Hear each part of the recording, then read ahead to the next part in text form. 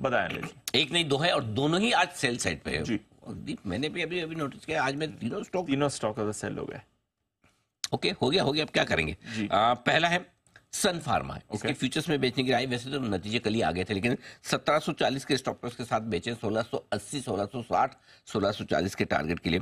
दीप वैसे तो सब ब्रोकरेजेस के थोड़े थोड़े टारगेट ऊपर ही होकर आया है, लेकिन मुझे लगता है कि कमेंट्री मजेदार नहीं है, इतना दम लगा नहीं जैसा मतलब बाकी फार्मा कंपनियों के रिजल्ट उसके मुकाबले में सन फार्मा ने पेश किए कमजोर नतीजे।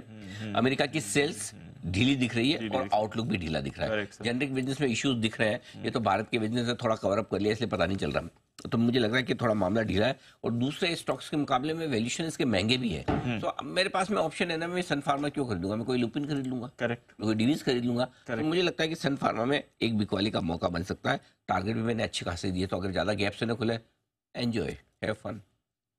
ठीक है। दूसरा टाटा स्टील, इसके फ्यूचर्स में बिकवाली करने के आए 170 का होगा आपका स्टॉप लॉस, कल के हाईज पर 161 158 दो छोटे टारगेट है, बाद में और देखेंगे। मेटल स्टॉक्स गिरना तय, कल अमेरिका में 4% मेटल इंडेक्स घटा है और घटने की वजह भी सिंपल है कि अगर मंदी आनी है और मेटल में आनी है, और मेटल पे तो आपको पता ही बैंक और मेटल पे हम लगातार काफी दिनों से बोले, कल थोड़ा सा व्यू एक बार के लिए पॉजिटिव किया था, गलती होगी माफ कर देना। ऐसा लगा कि बड़ा जी कल हिंडाल्को और वेदांता हमारा बाइक हो गया, वेदांता तो कल ही ठूस हो गया, चला ही नहीं, हिंडाल्को फिर भी कल मजबूत रहा।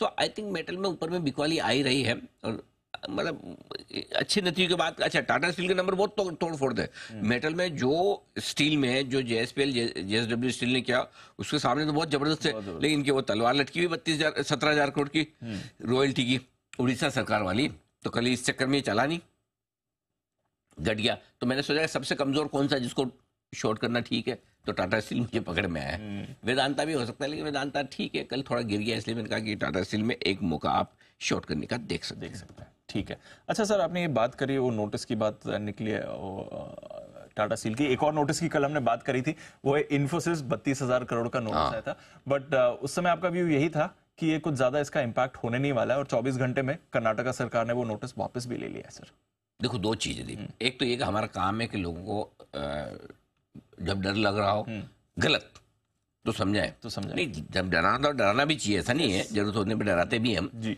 लेकिन कल नहीं तो क्या होता है, सुबह सुबह के 32,000 करोड़ का नोटिस देख के सारे ट्रेडर्स ठोक देंगे, इन्वेस्टर्स इतने समय से लगर लेके बैठे और 32,000 करोड़ सारे प्रॉफिट चले जाएंगे, बेच देंगे। तो हमारा काम ये था कि भाई डरो घबराओ मत, सब हो जाए। मुझे नहीं पता था कि इतनी फास्ट स्पीड से कर्नाटक का जो जीएसटी डिपार्टमेंट जल्दी लेगा, आखिर इन्फोसिस है भाई इतना बड़ा रेवेन्यू और टैक्स देने वाली कंपनी है, थोड़ा तो वजह ना, I am happy about it. अगर इन्फोसिस की ये ताकत है कि जीएसटी डिपार्टमेंट को एक दिन में नोटिस देना पड़े, तो दिस इज गुड साइन, होना भी चाहिए, क्यों ना हो।